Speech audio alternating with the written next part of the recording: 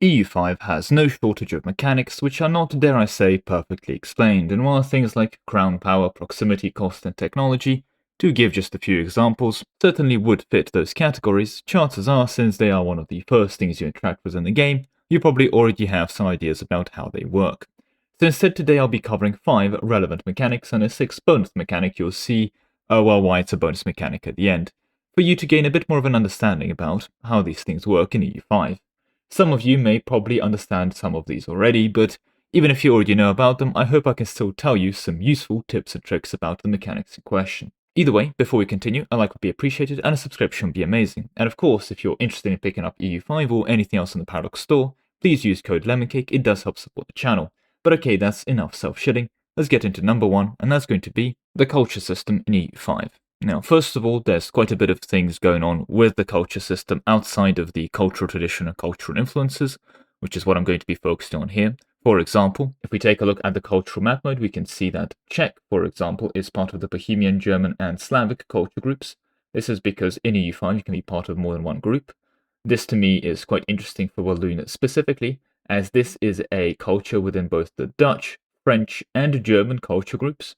Pretty cool. But nevertheless, outside of things like Bohemia being Mr. Worldwide, being Bohemian their own thing, German and Slavic, so if you look at their combined culture group size, it's absolutely ridiculous in terms of its, well, coverage. Every single culture in the game has a cultural tradition and cultural influence, and the best way of thinking about this is your defensive capabilities of the culture and your offensive capabilities of the culture. If your land gets conquered, or someone tries to release a vassal that has your culture, then their cultural influence will be used against your defensive cultural tradition to impact how quickly they're able to integrate or core the territories. This applies to both subject integration speed and the direct integration of provinces, meaning that's not really possible to avoid if you want to gain an integrated status on the provinces.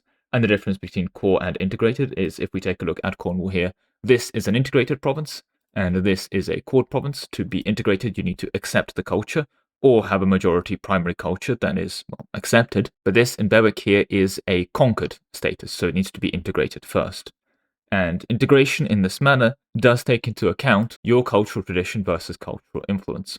At the start of the game, most cultures, that is to say most cultures that you'll be playing, tend to have a significantly higher cultural tradition than cultural influence, meaning that integration and in general expansion in the early game tends to be slowed down, because even in relatively equal cultures, just having more cultural tradition passively means that basically everyone is coming up against the maximum minus 50% debuff to your integration speed. However, as time goes on, this cultural influence starts to overtake cultural tradition.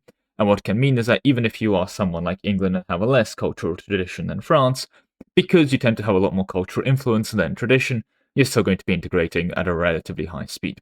And that's genuinely about it. There are some events that also impact how prestigious your culture is compared to the global stage, and later for hegemons, cultural influence matters for taking it, but in general, that's really about it. It seems a bit confusing, but the reality of the situation is that if you're not losing land and you're not intending to lose land, cultural tradition doesn't do much.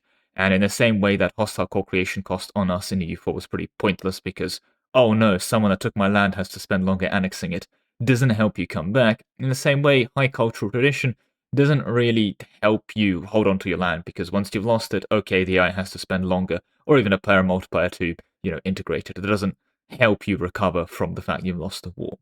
As for how to get a lot of cultural influence, well, one method, of course, is to get a bunch of countries that will have populations, and of course laws and modifiers that will impact how much cultural tradition and how much cultural influence each province is producing towards you, and all this sounds like a really fun minigame, but the problem is at the moment, the actual answer of how to get this number really high is universities. No, seriously, every single university you build gives you a flat, and I do mean flat, which is insane, 0.5 a local cultural influence. This means then by spamming universities everywhere, it's a very expensive proposition, but you kind of just win the culture game.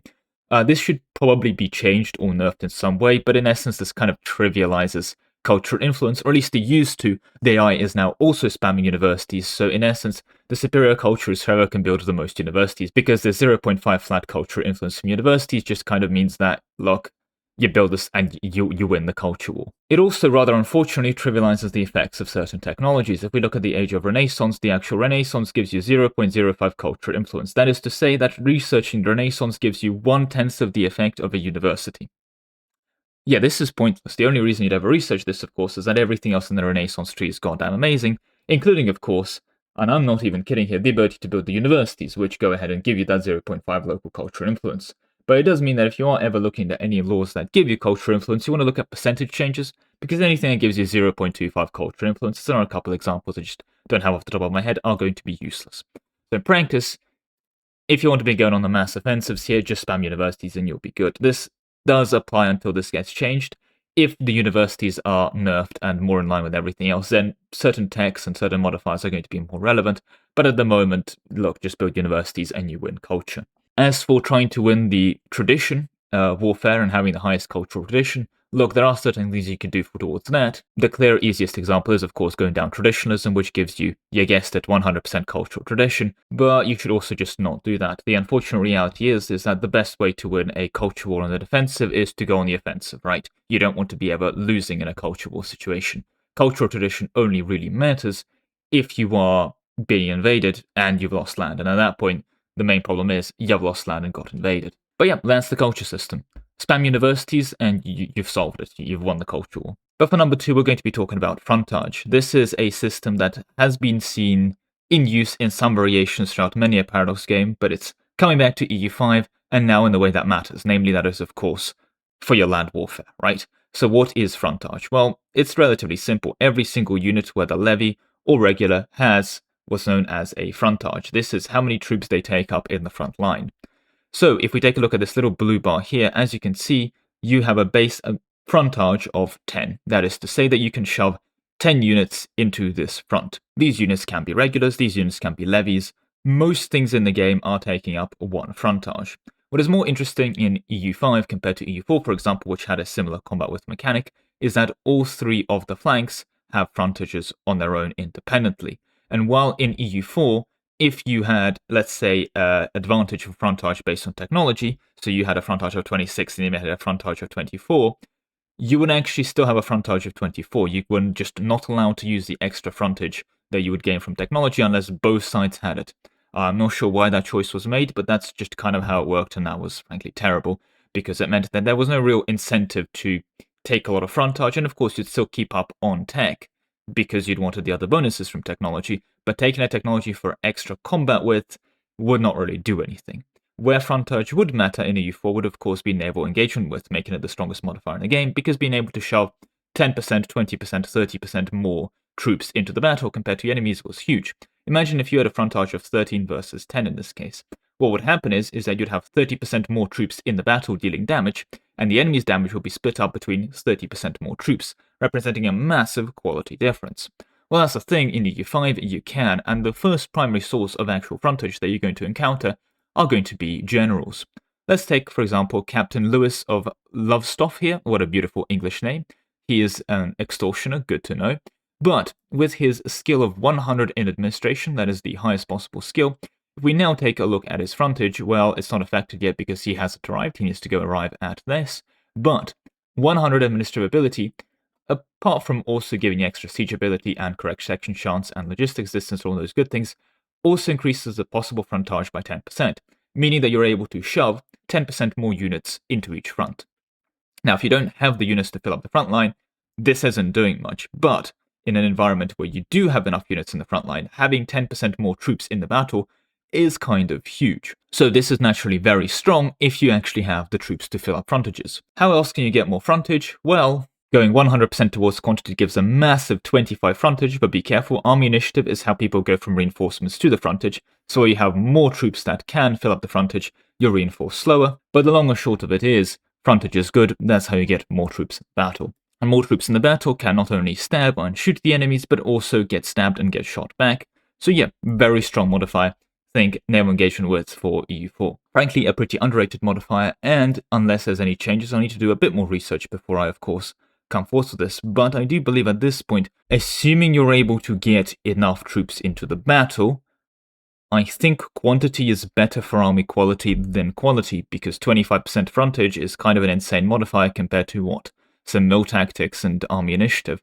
And yes, of course, this 25% versus minus 25% swing seems pretty bad, but again, Age of Renaissance, everyone picks up the first strike 20% army initiative, which can really mitigate a lot of the debuffs, so Like, as long as you have enough initiative, and frankly, you can get enough initiative as quantity armies and keep reinforcing everything, could be quite fine. Needs a lot more testing before I come to conclusions. But either way, this is the frontage section. And yeah, that's how frontage works. Make sure you have enough troops per frontage. That said, though, the next mechanic I want to talk about is going to be the local access modifier, because it is relatively confusing, gives a very small number, and in general just seems like it's there but not really used, but it kind of is. Okay, let me explain. In the Age of Discovery, you have this technology here called local storehouses, giving you local access to raw materials plus 2.5%. If you hover over local access to raw materials and wonder what does this do, it tells you this impacts the production efficiency in this location if the required raw goods are made in the same province, which answers the question technically without actually explaining what the hell 2.5% local access to raw resources is.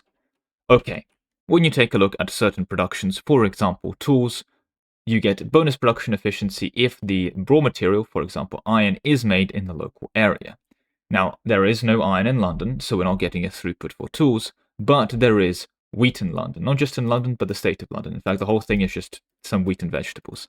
Anyway, within London, we have this brewery, which is already unprofitable, but we are getting 7.4% production efficiency because beer is made out of wheat, wood, and tools, giving us a base production efficiency bonus of 7.4%, as 74% of the input materials for beer are produced in the local area.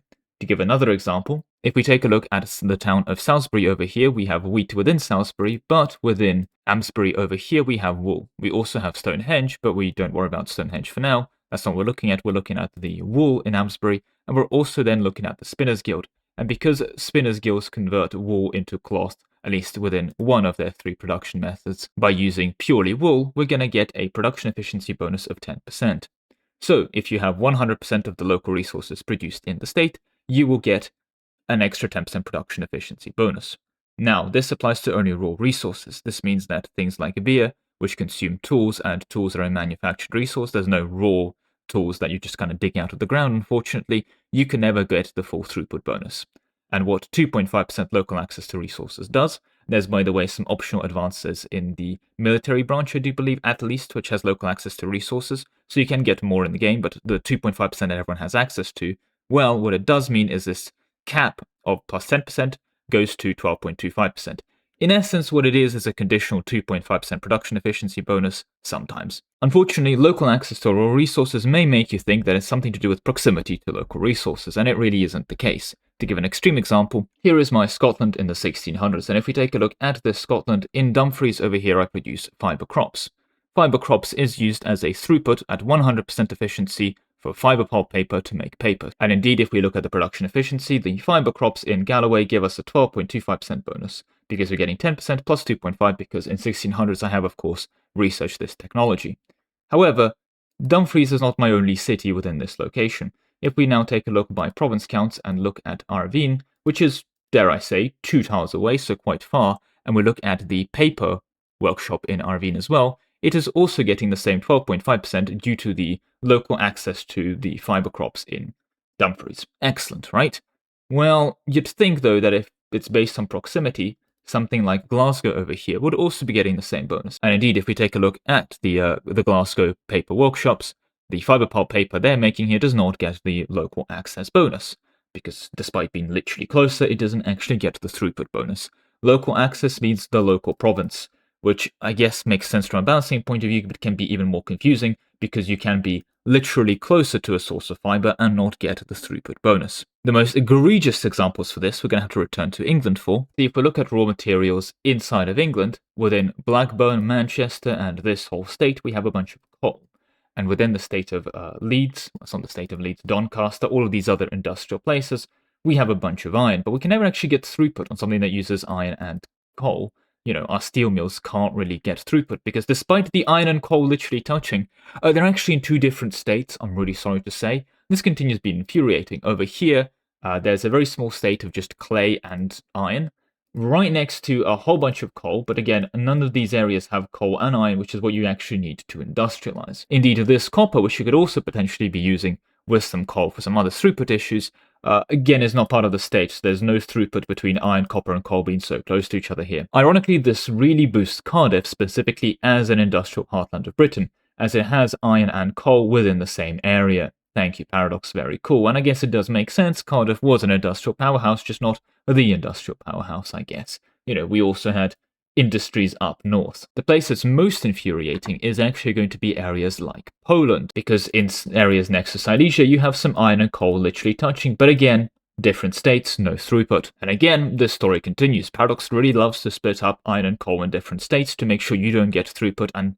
preventing you having fun in this game. If you take a look at this state over here, as you can see, this state has a pretty decent amount of land and it has iron, but the coal is not quite in that state, meaning that the coal in here and the iron in here does not get a throughput issue to each other, despite bordering. Come on, Paradox. And look, it continues. Over here, there is a coal and iron literally bordering, but again, different states, no throughput. I can keep going. You get the point with this, but that's what local access to resources does, and it doesn't help offset the fact that a lot of coal and iron doesn't seem to want to live in the same state. Anyway, complaining aside, because that was quite a bit of a tangent, yeah, that's what local throughput efficiency does. It impacts the 10% production efficiency, meaning in practice, it's a weaker version of production efficiency, and still can be good. Production efficiency is a good modifier, just it's not that incredible, but that's also what it is. Alright, quite a bit of a tangent on this one, but let's now move on to Maritime Presence. In essence, Maritime Presence is how active your boats are at, well, protecting your waterways and decreasing the cost of travel. So if we take a look at the proximity cost to Montreal here, we have to pay a cost from London to the Thames of 3.45. So 40 for just going through a port, so that's the base cost, modified by development, your harbour capacity, and all these other good things. Then you have to go Thames to the Straits of Dover, which costs you a base amount of 5, modified by Maritime Presence, and then open seas is a bit more painful, giving you a cost of 30, but again multiplied by 0.5 for Maritime Presence. This is because if we take a look at the Thames, we as England start with 50 Maritime Presence here, and as you may guess, getting this Maritime Presence up to 100 is a great way of reducing proximity cost through boats. Then from the Straits of Dover back to Montreal, we have to use our harbour capacity to make the last final jump down. This is kind of what Maritime Presence does primarily. It basically lets you project power through the seas.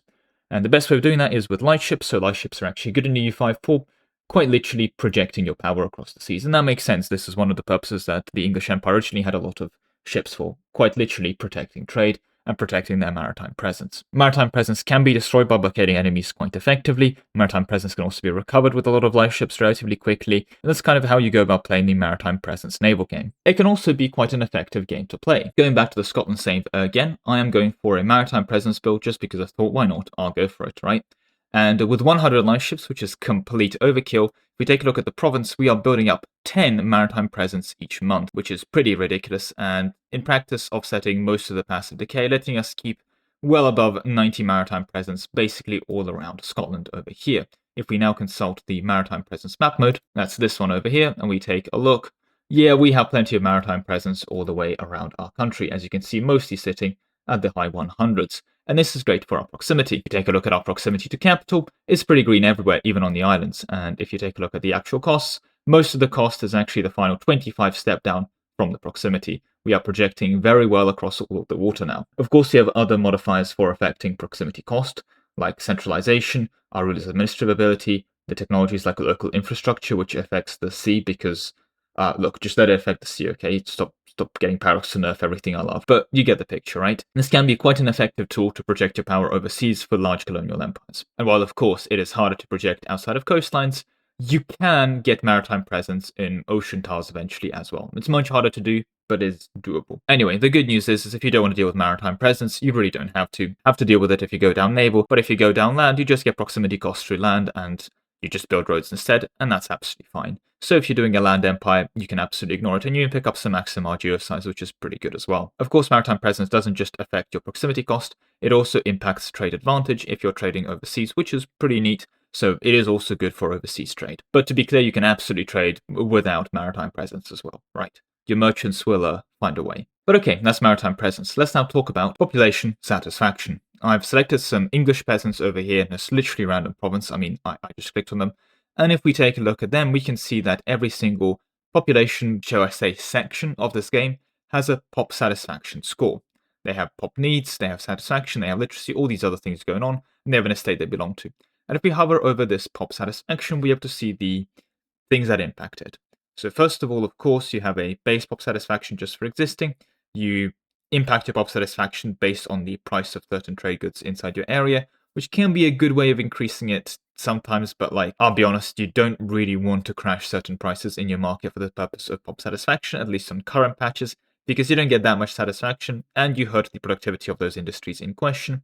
The main sources are going to be tolerance, accepting their culture, and filling their pop needs, in this case making sure that these guys have more wine and furniture. I'm not sure why Paradox is obsessed with making everyone have furniture, but something tells me it's to do with IKEA. Nevertheless, one of the big things for pop satisfaction is going to be tolerance of the true faith or tolerance of their religion. This is massive for their pop satisfaction. In some cases, I'd actually say a bit overpowered, because modifiers of tolerance of the true faith affect ridiculously large swathes of your population, for the most part, if you're going to within spiritualism and converting everyone, and it's a lot of pop satisfaction. As you can see, we're getting 10.5 here. Why? Well, if we take a look at our society, we're getting 2.1 tolerance of the true faith, and this means that we have 10% pop satisfaction just because we're tolerating them.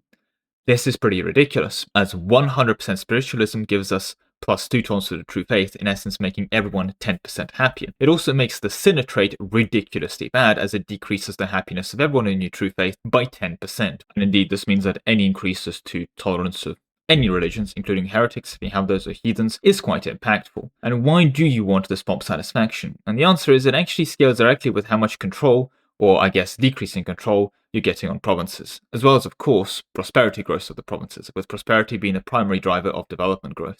And do you remember, negative prosperity can lead to negative development growth. You can lose development if you have negative prosperity. At the moment, though, development really doesn't matter too much, to be honest. If anything, is being nerfed to the ground. But either way, if we take a look at the maximum control of Windsor over here, we can see that the average satisfaction is decreasing control by 4.12%. So yeah, keep your pop satisfaction up. And this is one of the other reasons you want to avoid annoying the estates too much, as having a low estate loyalty can also decrease pop satisfaction quite dramatically. So you can see the English peasants are being impacted on their pop satisfaction by the yeomanry being 0%, but if we go ahead and, let's say, revoke the access to royal courts for the yeomanry, and this will decrease their happiness down to 10, well, suddenly they're losing 80% satisfaction because of said yeomanry. So yeah, this hasn't updated obviously due to lack of monastic, but as you may guess, well, this is not a good thing. How much should you care about pop satisfaction? Well, trying to meet their needs is a pretty good way of making money as well as keeping satisfaction up. Overall though, well, I would say it's pretty important, and look, it's generally a good idea to not have everyone in the country annoyed at you. I would say it's not like one of the top 10 things to really worry about at the end of the day. It's just something to bear in mind, and be aware of the consequences of your actions. When you annoy people, bad things do happen. But yep, that's pop satisfaction. Keep their estates happy, meet their needs, tolerate their religion, accept their culture, and you'll be good. But okay, we've talked about 5 of these modifiers that have some actual impact on your game. And for the 6th one, we're going to talk about art. And no, I'm not referring to the Austrian 1337 borders. What the hell is that? Or the borders of the Prince-Bishopry of Salzburg. Or frankly, whatever this is. Like, no, not that. Now, Paradox put a lot of effort into this. There's loads of mechanics about artists, their artist skills. Artists have unique access to like a whole line of traits for how they go make art. There's levels of art and their like impact on the world, and basically how relevant each art piece is. And loads of mechanics are going to get into that real quick. In fact, it's so bad that they made a goddamn works of art map mode, because, I mean, I guess more map mode's cool, but really, we have a map mode for the amount of works of art. Thank you, Paradox. Really cool. So if you want to go steal a bunch of works of art, and be careful, because there's a whole mechanic where if you siege a province, you can steal works of art, but you can also, you know, destroy works of art in the process, so on and so forth. But yes, look, there's a lot of mechanics going on with art. One of my favorite, of course, being that every single artist in the game works for free, until some absolute bastard goes ahead and invents the technology Patron of the Arts. This lets you invest in culture, aka start paying for your artists, and this is really annoying, because now the artists that used to work for free, you actually have to pay them. Completely unacceptable. Like, what is this? Anyway, lack of work for exposure aside, there's a lot of mechanics around art, right? But what does art actually do once you have it? Well, here in London, we have 3 pretty decent, renowned in areas and well-known works of art, and this is giving us some 6.25% institution growth, some pop assimilation speed, 12%, whoa, and pop promotion and conversion speed, and some flat cultural tradition, 0.06. Slow down there, Paradox, that's a bit too strong. And also, pop promotion speed, now that's a good modifier, don't get me wrong, but if I really want pop promotion speed, you know what I can build? Is that a library that gives me 10 flat pop promotion speed? Paradox, am I already getting like 10 base for existings, and then literacy of peasants, city location ranks giving me extra bonuses, so 12% from local work of art in the grand scheme of things being pretty irrelevant, considering how expensive it is to invest into art, Paradox? Is that the case? And also, is it also the case that I have to invest in it on a national level and then I get a work of art in my capital, a place that tends to not really struggle with pop promotion because you're not getting a debuff to control? For those unaware, a place like York has minus 75% pop promotion speed due to lack of control, as a decrease in control affects your pop promotion, meaning that in extreme cases like here in Berwick, where we have literally zero control, and if you take a look at the demographics, we're reducing our pop promotion speed by 100%, so this would be a really good place to have art, but of course the art doesn't go there, it goes into the capital, making it even more useless. But again, if I really want to find this, there's cabinet actions for promoting people, and there's cabinet actions for institution spread. Like, there are better ways of achieving everything that art does. You don't ever need cultural tradition. You can get institution growth, pop assimilation, pop conversion, and promotion speed from every other source. Art is incredibly expensive to invest into, and has a whole bunch of mini games associated with it, which just don't impact anything, like at all. It literally does not change anything. Let's go back to the extreme example of the Scotland game, right?